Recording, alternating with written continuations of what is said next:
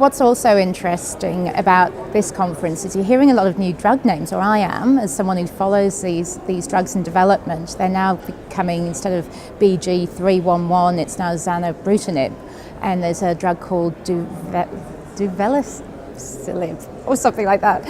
But there are, when you see each presentation and they talk about BTK inhibitors, we're no longer just talking about ibrutinib. There are several BTK inhibitors. We still only have one BCL2 inhibitor in venetoclax, but we're now talking about PD1 inhibitors and MCL1 inhibitors. So the idea that CLL is constantly, this is a very clever disease, it's constantly evolving and finding a way around treatments, and that's why it has been incurable.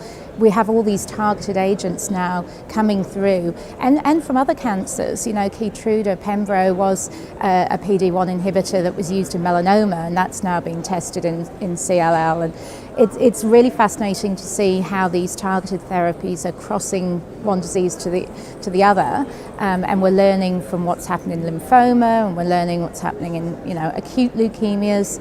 I think it's been really interesting hearing that there's more than ibrutinib and venetoclax, and there's the PI3K kinase inhibitors. It's mind blowing.